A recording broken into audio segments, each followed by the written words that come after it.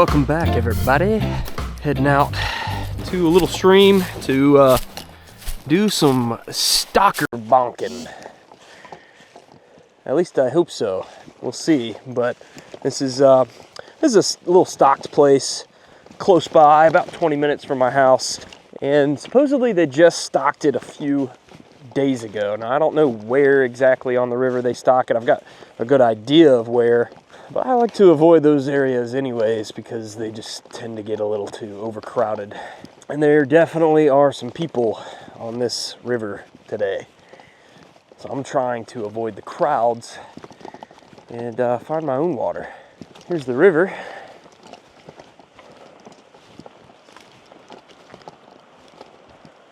Looks really good. Water level's perfect, it's clear. Probably gonna get in and start working my way upstream. Upstream is generally where they stock. So if I'm not running into any fish down here, I got a good feeling if I keep going up, I'll start to run into some more. But guys, if I haven't said so already in the beginning of the video, wait around till the end because I'm gonna talk kind of about some controversial things in the fly fishing space. As you can see, I've got an egg pattern drop down to a squirmy wormy that I just tied actually for the first time. And yeah, I know the purists are probably looking at this and screaming their head off, and that's fine. We're gonna talk about that, but I'm gonna try to catch some fish first.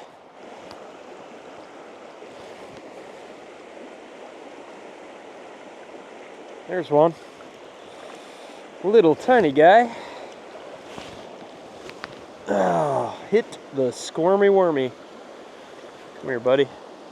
It's a rainbow. Now, I'm not sure if this one was freshly stocked. He is super, super skinny. Oh my gosh. This might be a holdover from the fall.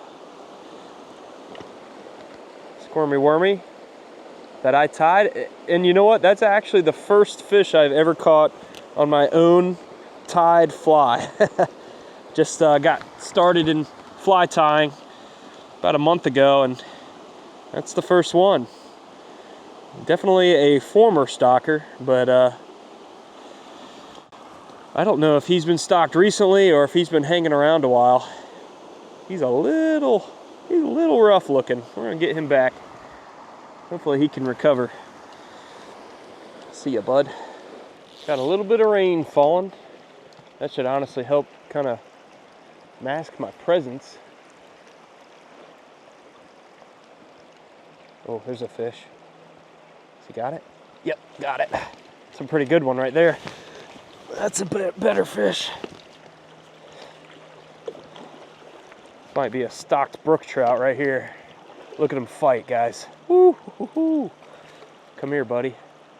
Might be another one in there with him. Yeah, there we go. Look at that.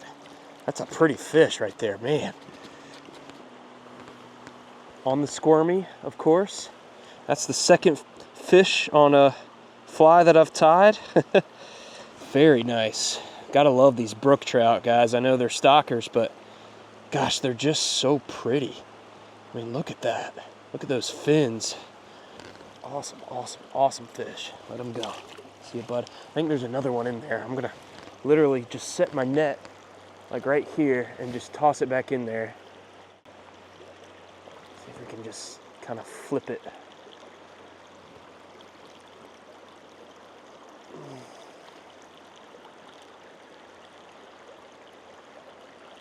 I don't know.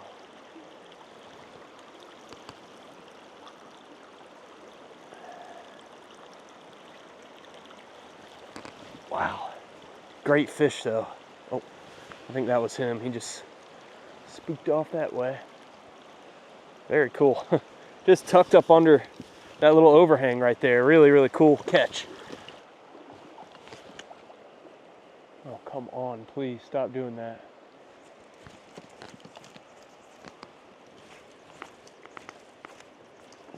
All right, lost my fly.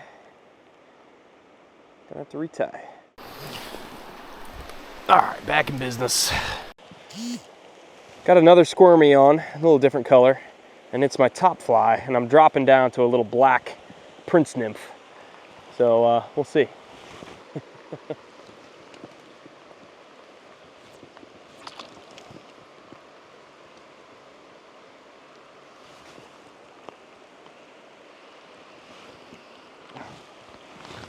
Oh my God, I swear. Oh, I'm just having a time, guys. Having a time with it.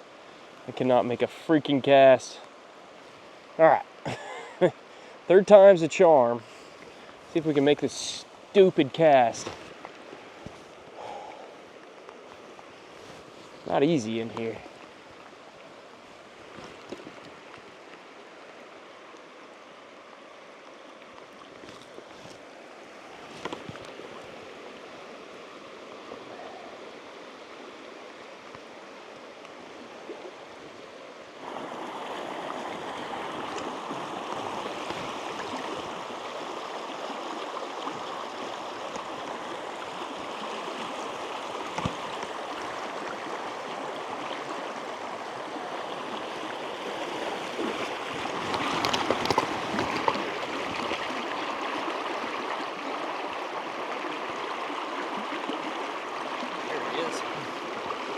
Chewing on it.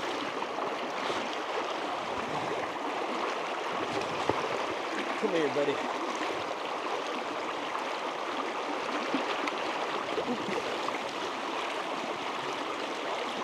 Oh, nice. Another brookie. Look at that. Another awesome looking brookie. Well, guys, apologies if the audio was bad on that fish catch. My mic kind of dropped off of my person here. Nice fish, though. I went ahead and switched to a single fly. I was having a little too much trouble on the double nymph rig, just getting hung up. And I switched to, if I can get it out, switched to this single, like Frenchy jig style fly. There's another nice brook trout. Very pretty. I mean, look at him. Awesome setting. Just beautiful. Oh, there he goes. Nice. There's like a million fish stacked up right in here. I'm gonna see if I can just go to whaling on them.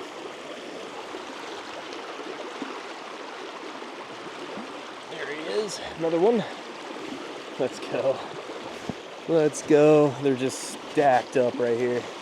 So cool. Come here, buddy. Another brook trout, man. They put a lot of brook trout here. I'm gonna take this guy over here and we're gonna get a sweet underwater release of him.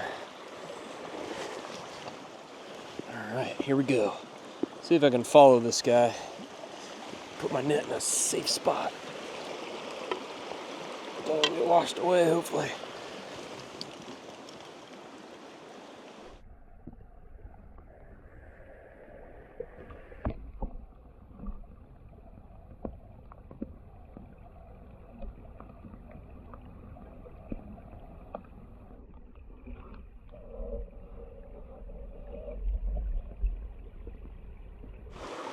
All right, let's get back in here. See if we can't get a few more out of this little hole. They're just stacked up in there. I don't know if y'all can really tell, but I'll probably get the underwater camera in there before leaving, because there's just a million of them. I just had another bite right there. You guys, you just have to see this. So I'm gonna get the underwater camera out and show y'all what is down there.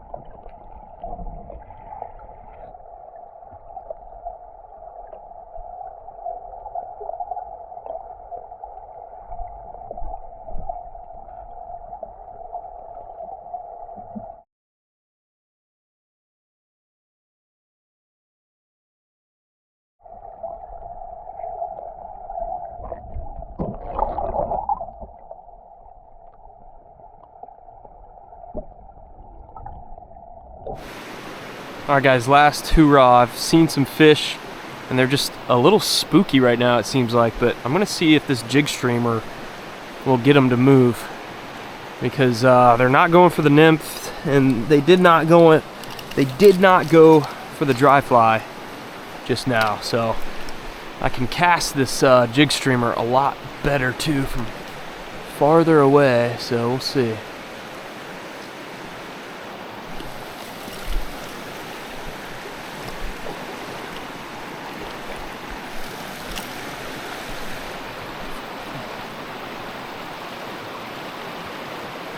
There's one. He's on it. Yep. Oh, I don't know if y'all saw that, but he actually came up and hammered it. And of course, I set the hook and I get hung. My God, this place.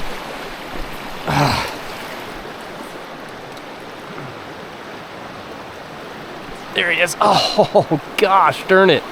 Look at that. I set the hook and I get hung up over here. This place is brutal.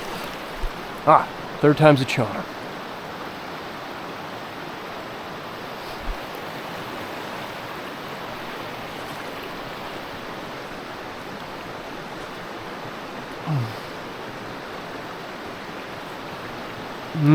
Just eat it, man. Just eat it. What are y'all doing? Got him. There we go. Gosh, finally. They bit it like every single time and they just would not get it. Another brook trout. Very cool, guys. Look at that. Love it. I don't care that they're stockers, guys. That's a sweet fish right there. Just gotta go. It's awesome. I'm gonna try this deep pool up here. I think there's some more that'll chase this thing. I might have just unlocked something. And guys, I don't know if I was recording just now, but got fish number 7 on the jig streamer. A nice, healthy brook trout. I mean, look at it. Look at how fat that guy is. I love the patterns on the back too. Just another pretty stocked fish. Can't complain. On the jig streamer, I'm kicking myself because I didn't tie that jig streamer on sooner. I felt like we could have been slaying them today, but just goes to show you, just because they're stockers, I mean, doesn't mean they're gonna bite anything you throw. You've got to figure them out. All right, I think that just about does it. Great day. 7 fish. Well, I hope you guys enjoyed that. Pretty simple, easy day of fishing. That was about 2 hours worth of fishing. So, like I said, that's a little place like really close by to the house here that I kind of go every so often whenever they stock it, pretty much. And that's actually what I wanted to sit down and talk about here for just a few minutes to wrap this video up. The idea of catching stockers versus catching wild fish. Now, I want to preface this by saying, if you've been in the fly fishing world for any amount of time and you're on social media, you're active in forums or Facebook or whatever it is, you've probably seen that there's a lot of the fly fishing world is what I would categorize as your traditionalists, right?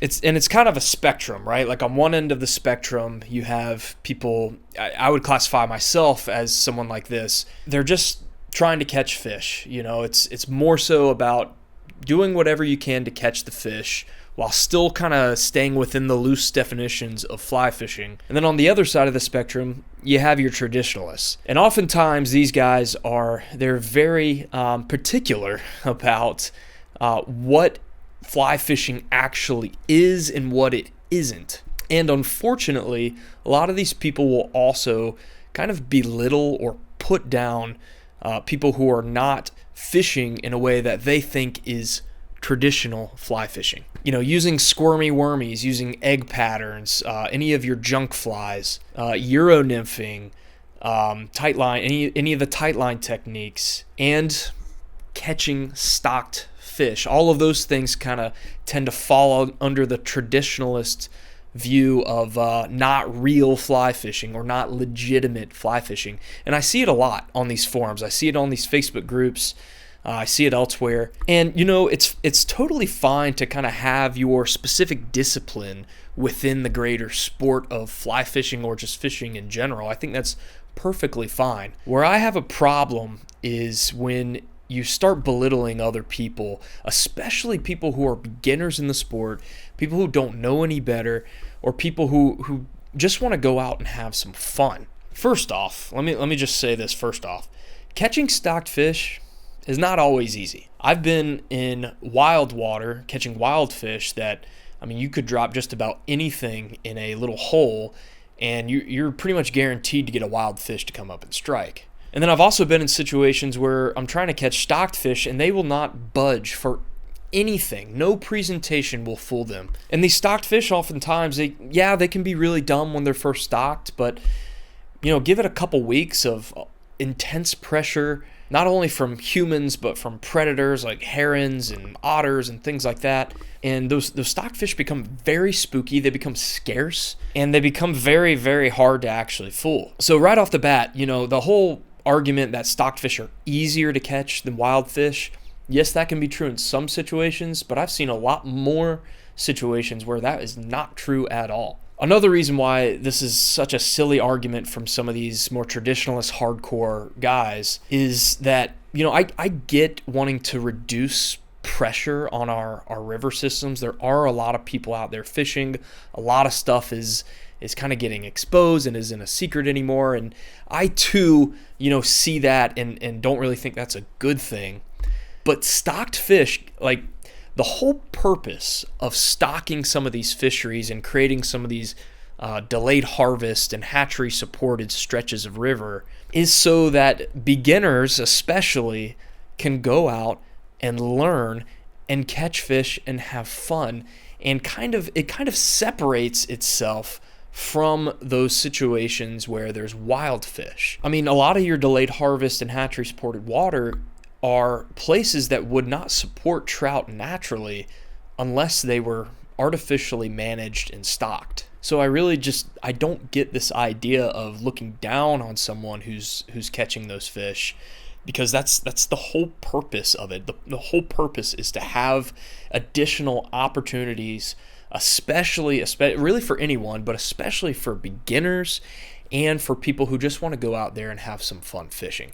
It's almost like these people are taking something that shouldn't be taken so seriously, and they're getting all angry and triggered by it, and I just don't understand it. So, you know, whether or not it takes more skill to catch a wild fish versus a stocked fish really doesn't matter. That's beside the point. The point is that stocked fish, like the ones I was catching today, they have a purpose. At least here in North Carolina, they have a distinct purpose. They give people additional opportunities to catch trout or to fly fish for trout where they normally wouldn't have those opportunities, or they would be limited to a very few opportunities. This state especially, once you get in the southeast, anything below the Mason-Dixon line, you know, your opportunities to catch truly wild fish get a lot more scarce because there's just not a ton of water. A lot of our water gets too hot, you know, it just doesn't support trout year round. It's not like, you know, up in Pennsylvania or the Northeast or out west. So, you know, I for one am very appreciative of our state's efforts to maintain these delayed harvest and hatchery supported fisheries. Could we do a better job of managing wild fisheries and creating more opportunities for hardcore fly fishermen to go after, you know, trophy wild fish? Yes, absolutely, but I think that's kind of a different topic for a different video. The main reason for me sitting down and talking about this is, like I said, I've seen a lot of just belittlement and arrogance amongst some of the more hardcore fly fishing community regarding stocked fish, and I don't like it. I think it's wrong. I think stocked fish are great. I think as hardcore fly fishermen, we should be thankful that there are opportunities to catch stocked fish and not everyone is crowding into these places where there's only wild fish. But I want to hear your thoughts. Let me know in the comments below. Are stocked fish, in your opinion, easier to catch than wild fish? Are wild fish better or more superior in some way? I want to hear everyone's thoughts because, you know, there's no right answer to this, in my opinion. That's going to do it for today's video, guys. I really appreciate it. Make sure you hit that like button. Subscribe if you want to keep seeing videos from us. Spring is here in North Carolina, so we've got a lot of awesome fly fishing opportunities coming up, including some smallmouth action. The smallmouth are starting to heat up in our area, and we're going to be hitting that really hard soon, so definitely stay tuned. That's all I got. Slab out.